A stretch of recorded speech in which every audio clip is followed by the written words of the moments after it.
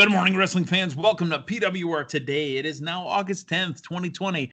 It's the man they call Meathead. Hey, thanks for stopping by. It's Monday morning. You know, we all had a great weekend. It's the middle of summer, the dog days of August. You know, the Brewers offense showed up yesterday. The sun showed up yesterday. The pool was popping. I know Linda Kay had a great day. Good morning, Linda.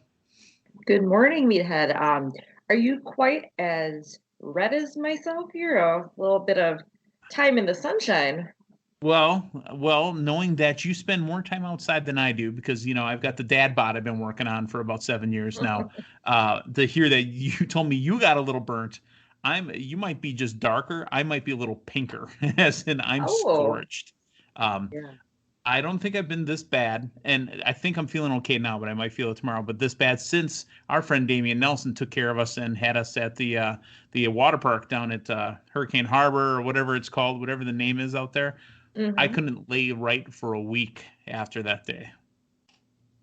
Yeah, I just could not believe how much of a lobster I'm looking, but I hope it does just become a nice tan and not peeling. That So doesn't you're happen to looking me for you're much. looking for the char marks, basically, like when you go out grilling. You want the color, but you don't want the burn.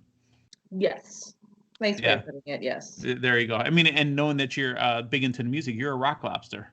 All right, let's be 52 into this, and let's talk about what happened over the weekend. First off, yesterday came in mid-afternoon, late afternoon. We want to talk about the passing of James Harris, known to most as Kamala, the Ugandan giant. A celebratory and a remembrance belly slap for the Ugandan giant on WWE.com. It might still be up there. Two things happened. One, there is a Diesel debut that happened when he backed up Shawn Michaels, ironically wrestling on Raw, the Ugandan giant Kamala. And, again, lots of great Kamala matches. I loved Kamala. I forgot how funny he was because he kept trying to pin Shawn Michaels upside down. He'd hook the leg and then lay on his back. I thought that was just entertaining stuff. Linda, your memories of Kamala. Yeah, no, as a young kid, he gave me some chills, he was definitely a scary character for a lot of us when we were young kids, but definitely as I got older watching him, definitely had a lot of character. It was fun to watch and wrestle every time I'd see him on Superstars or Wrestling Challenger, or, Mhm. whatever show it was. But yeah, really sad to hear that. I honestly haven't heard too much recently. I know he's obviously had a lot of health Yes, conditions, and I yes. did see some documentary on him a couple of years back, but haven't heard much about him. And then hearing the passing, yeah, it was pretty sad to hear. It's sad to hear because you get worried when the ones that you follow, the ones that you look up to, the ones that you're entertained by, you stop hearing about them for a while and you hope everything's okay. I mean, in the football world, the person we have not heard anything about in a long time is John Madden, and I worry that things are going that path with him as well. So sad to hear about James Harris, Kamala, the Ugandan giant, passing away on August 9th, 2020. So a lot of very favorable memories for me watching him. He's just fun to watch because he was a character. I mean, James Harris hmm was a man, but Kamala the character. Again, just this particular match that's on from Raw with Shawn Michaels coming out with a brand new character called Diesel, as his bodyguard to wrestle Kamala. I thought it was very entertaining. So happy to see the match. Sad to hear about the man passing. We have one other kind of note in historical sense that happened this week as well. Linda Kay, where were you on August 9th, 1999? In my home watching Monday Night Raw. So was I. Where were you August 10th, 1999? Well, perhaps August 10th I was watching Monday Night Raw. Did I get the days mixed up then? No, no, no, no. I ask you this because I believe that was the last ever taping of Monday Night Raw because it was live at the Bradley Center. Oh, I gotcha. Because this historical moment you speak of, I believe, took place at the Rosemont in Chicago. Yes, And yes. then, yes, yes, yes, gotcha. Yep, August 9th, 1999, the debut of probably what will go down, and it was already at that moment my favorite wrestler, and what will go down as my favorite wrestler probably of all time, who is currently still kicking in AEW. Chris Jericho debuts in WWF, August 9th, 1999. He was the Y2J man, the Millennial Man. His countdown expired at the Rosemont Horizon. Probably also the greatest build and premiere of any superstar in the last 30, 40, 50. I mean, I couldn't tell you. I think it's the greatest one of all time. Your thoughts on Jericho's debut in WWF and what he has done in literally the last 21 years since? Right. I mean, it was the debut of Raw is Jericho, and just memorable back and forth with him and The Rock. You can't beat that. They're just some of the best talkers ever, if not the best. And their exchange, a lot of hype. It was hilarious, and they got each other good. And Yeah, I they did. loved watching that clip over many times. It just was, like you said, one of the best, if not the best debuts, I will say. Just the intro, the whole Y2J, or sorry, yeah, Y2K, excuse me, Y2K slash Y2J millennial concept at that time. And man, obviously he is a legend. He leaves a legacy in any promotion, federation he's in. Even to this day, you can't beat his skills on the mic. I know we don't talk too much Dynamite on our Monday morning episodes of PWR today, but just tell me, debate. let's segue off into this, and I want to hear your thoughts on the Super Wednesday debate. Yeah, that was tremendous. Like you knew that he was just going to be spitting out good. I wasn't expecting Orange Cassidy to speak at all, but then he spat out all the stuff about global warming, I was like, wow, I lost it. It was tremendous. I had to watch it again as well after. I've watched it twice already. I'll be completely honest. I watched it twice. He told Orange Cassidy he smelled like a battery. Or Drakkar Noir. Yeah, Drakkar Noir, and you smell like a battery. And listen here, kid, when you go back to work at Jamba Juice, I'm going to want it blah, blah, blah, and I'm not going to tip. Not feeding it. Yep. But even his facials, like during all that, anybody he works with, he puts over. Anything he touches turns to gold. I mean, obviously, and during that Attitude Era too, obviously a tremendous addition to WWF at the time, and just I mean, that's definitely a great moment, and one for the records, one for the books. The reason I bring up August 10th, 1999 is because I believe, again, I may be mistaken, you guys will have to check the records on this one, that was the last taped Monday Night Raw, because that Raw was going to follow into the Smackdown, which was debuting at that time, I think, as well. At the August 10th, 1990 show, I sat ringside. My friend and I had a 2-chair front row aisle. Literally, it was 2 chairs. So picture the commentary section. You've got King and you got JR. To the right of them, you might have some gaffers or something, some ringside personnel. Then you have, the kind of the bend right there. Normally where, Spanish commentary would be. Well, the row that we had was literally just 2 seats. Now, the problem was that, young Meathead there had his Jerichoholics shirt on from WCW, and I was sitting ringside. I got told to take it off. Wow. I'm sorry, what?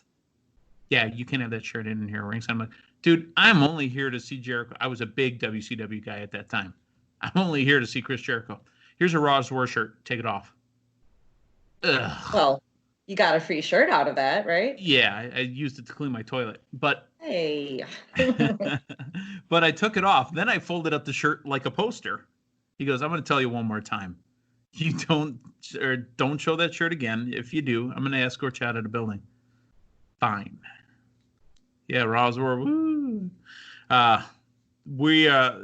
It's funny that these front row seats weren't really on camera ever. If you go back and watch the show, I could see just one spot where I was at, literally at one spot in the entire night where Austin and I don't know who else was in that match. And I heard Triple H's game song about 6 times because China was coming out to the ring with it too. Oh, yes, that's right. Well, and also back then, I mean, what you saw were signs. Even if you were in the front, it was just a fast pan of the front, pretty much. Sure. So, Those were the days. And Chris Jericho literally has been my favorite wrestler since, and my favorite wrestler that's become a rock star, because I don't know if he ever made it to #1 on the rock billboards, but I love me some Fozzy. Love it. Yeah. Gotta see the shows too, man. All right. Soak it in, man. Yes. Hey, Oh, Chris one more Jericho, we thing. know you've done stuff we can Google later. Cassidy was just killing it. Yes. Absolutely killing it. I stall a little bit because we're going to talk SmackDown now, and the good of the SmackDown gets overshadowed by the I can't believe they did that of the SmackDown, right? Yeah. Yeah. So let's talk. We'll hit some high spots, okay? First off, the soccer mom look. What was the phrasing again? I told you. Mandy Rose is going to town on Sonya Deville like the world's hottest soccer mom or something like that. Did I get it? I think Yeah. I got it wrong anyway. Oh no, I think that's what Corey Graves said. Yeah. Yeah, but Yeah. Mandy Rose, the look is good. I long hair is cool, short hair is cool, but I'm telling you, she had a serious Trish Stratus vibe going on right there. It looked good, and she was getting physical in her fighting. She's got a chance if she wants to work to be, the worker that Trish Stratus was. She could be the Trish Stratus of the 2020s and the 2030s or whatever. She's got a chance. Yeah, I think that they just have to give her a bigger platform for that, which obviously this whole thing with her and Sonya is definitely coming to where it needs to be to really elevate her. And if they do want to push her up more like Trish Stratus level, like you said, I think they would have to change her music, her entrance to something more tough.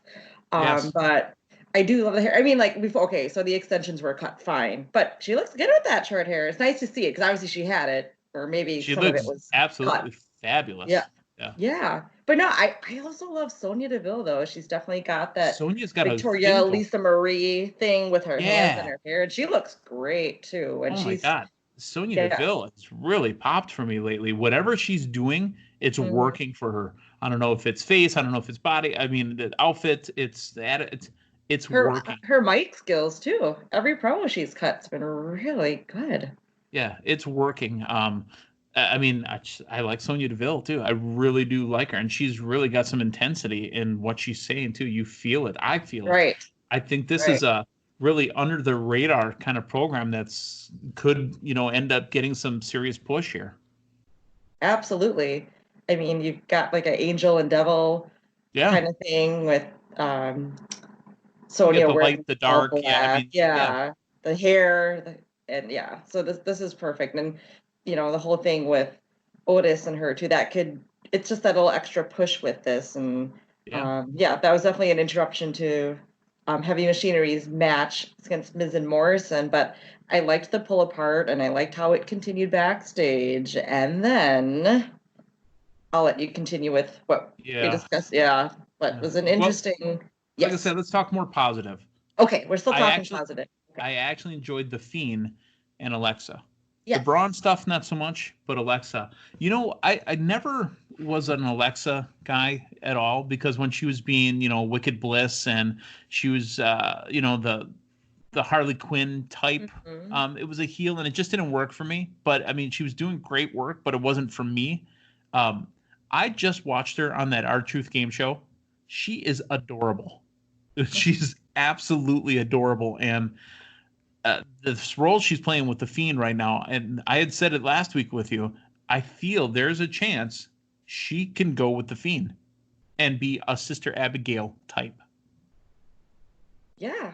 After this match at SummerSlam, that could be the big twist. I mean, like you said, she's got that dark side to her. I feel, she's got that edge where, no pun intended, that was nothing with, Rated R Superstar, but yeah, Well, the Lita's bit of gone, so she's not playing the role of Lita in this one. okay, gotcha. No, but no, that would be a unique twist because obviously every week, she's getting scared or she stopped the She mandible calmed him. claw. Yeah. Oh yeah, and that too. And that obviously got into his head and yeah, it's just interesting. I absolutely love it. So again, there's positive things that are happening on Mhm. SmackDown. I even was entertained a little bit. I hated the blue screen look for the Bailey and Sasha stuff. I mean, it was terrible. because that really took me out of the flow of the show. Because when they were pulled out to the ring for a video chat with Stephanie, it was all on green screen. Didn't you see that? There was nobody in the stands. I mean, not that we have stands, but there was nobody alone. It was terrible. It's awful. Do with what we have going on, right? It took me out of the flow. I mean, it just okay, whatever. Flow? Sorry, that's one of their not the progressive flow. No, that's Raw. But no, it took me out of the flow of it. But they're trying to add that crack to to Sasha and Bayley. I think they're going to come out of this. I think they're going to come out stronger, and everybody's going to keep having to run at Bayley and Sasha to get some of that gold off of them. Yeah. I mean, them being able to be on all shows, I mean, that's great for anybody. I mean, it's great. It's giving a chance for everybody. Well, I just really curious what will happen after SummerSlam. I mean, they got to keep the gold on them, but I mean, I would think. So that's the positive. Let's talk about Retribution. Right. Okay. Number one, they are not the ninjas that we thought maybe might have been the ninjas on Raw. I thought they were the ninjas, but they're not. Yeah, I was like, I'm not sure, but now, it's been affirmed today. Definitely, or confirmed. Excuse me. They definitely are not. That was an unexpected. Here's why I got a huge problem with it. Linda, you and I are from the Milwaukee area. I'm no longer in Milwaukee, but we're Milwaukee, right? No matter if I'm living up here or not. Yes. We know what happened in Tulsa the last couple of days, right? Yes. Not having it. Yeah. Folks, go to Google and Google Wauwatosa police officer. A group dressed in whatever they were dressed in went to the home of a Milwaukee police officer and attacked him and his girlfriend. This, to me, now that we had this deal hand to us, and maybe it doesn't affect others across the country, this to me feels like the day that Muhammad Hussein took the Undertaker and his guys in hoods on the same day of the London train bombing. That's how it feels. It's not the same, but it's how it feels. I think it's poorly timed to have a group of anarchists. I'm not going to say terrorists, but a group of anarchists in black, all black, male and female, going around and attacking everybody. Everybody's afraid. Dave Hero put out something. Everybody's afraid. The wrestlers run away. Corey Graves ran away. The wrestlers that were in the match ran away. It's tasteless. And here's the funny part too. WWE, before this group even debuted, WWE said, "Hey, there's a new group coming." That makes it corny too. Because you knew the group was coming. You advertised the group. How does Fox feel about a group of, they could call them terrorists, I'll call them anarchists, attacking and going after everybody with bats and chainsaws? Yeah. Yeah, I guess I didn't think about it so much on the way, how you present it just now. I guess I was just thinking more of the sports entertainment aspect of it, thinking like, okay, this is an interesting twist to WWE, definitely a negative turn, as well as, I mean, I was watching that and I was thinking even financially, like they were destroying the property in the rings. I'm thinking, isn't WWE struggling a little? Excuse me. I hope Daniel Bryan wasn't involved because he could get fired for it. Is Justin Robbins here? I'm making a Nexus reference, by the way. Gotcha. No, but yeah, I mean, I know you mentioned a local tie, with some, really sad, negative news happening locally. But I guess, if you think about it as a wider spectrum, I mean, just things going on in the country still. I mean, like, we're all on edge, and I don't think this is necessary. And, for a suspension of disbelief, that's got to be the world's most powerful chainsaw, because I didn't know ring ropes were made of butter. Right. I mean, because ring ropes are elevator cables, as far as I understand. Yeah. I was trying to make out what was spray painted. Looked like there was one that was like a W that was... Well, the WW with a Ghostbuster logo over it. Yes, that one. But also I mean, like, I can see them having a group come in to cause havoc and chaos by interrupting, with like the lights and the generators and whatnot, but coming in to really physically attack her. I mean, they chased Michael Cole and Corey Graves out with the baseball bats, but then they did attack some of the talent at ringside as well. Right, exactly. I don't know. I guess I didn't think about it so much from, it doesn't taste right to me. It's not right to me. And again, with what had happened here locally, Wauwatosa, folks, for those that don't know, is literally border to border with Milwaukee. It is a suburb of Milwaukee. So Tosa is Milwaukee, basically. It's in Milwaukee County. And the officers that work the city of Milwaukee are allowed to live, around that rim there too, because we're all on edge with everything that's going on. Our state governor has passed a mask mandate, so people, they're on edge, man. And I don't feel that I want to watch this. I won't support it, and I think it was poorly done, and I think it should be shut down. Unfortunately, like Muhammad Hussein's career was, even though the kid did nothing wrong, when he did the attack of The Undertaker, because he was going to have this big promo with The Undertaker, and that dude hasn't wrestled since. Yeah, I'm really not sure how they're going to move forward with this, or how, I mean, obviously Retribution, right? Retribution. They're on all of the shows really. So we'll see how Raw begins tonight. I mean, obviously, is there going to be, or if you think about it, would our, the broadcasters and the talent really want to be out at ringside given what can happen and what did happen? Right. Like, I don't know how they're going to move forward with this. I mean, when we saw the Raw previews, they just mentioned, like Kevin Owens, Randy Orton, Bayley, and Asuka, and Raw Underground, right? Yeah, but no and mention of Retribution. I mean, could there be something with Underground and Retribution? Who knows? And we are building towards SummerSlam, so we're about a week away, I think. A week. 2 weeks.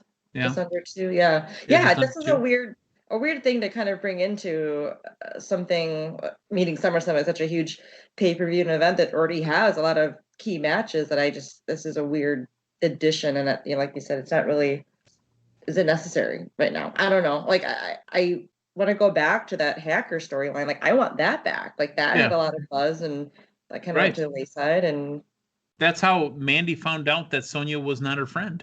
Yeah, there's still things. I think Sonya was in the Black Hummer. I won't give up the white Hummer, Black Hummer thing from Nitro from literally 97 or 98. I don't care. I'm not giving up on that. There you go. I will never give up on that. But as you saw in the Nitro from 2000, April 4th, 2000, it was Eric Bischoff driving with Billy Kidman. But be that as it may. I'm not happy about it. There's probably not going to be much that can get WWE to turn it around for me. I'm going to still watch because I watch, but I'm telling you, I'm not happy. Linda, we've gone overtime, which is fine with me because I enjoyed talking to you, and I know everybody listening has been enjoying listening to you. We've got a lot of great stuff coming up this week. I know there's going to be Shane, Dave, and Damian Thursday on the Super Show or Super Show. Again, I enunciate the wrong parts. I don't care. Tomorrow morning, we got Dave Hero. Yeah, tomorrow morning, we got Dave Hero to talk about Raw and see what happens. Wednesday morning, it's Matthew Thomas. Thursday morning, Damian Nelson could show up again for 2 weeks in a row to talk a little bit of AEW and NXT. And then Friday morning, back with the Matthew Thomas. So, like, subscribe, comment, interact. We want to hear from you.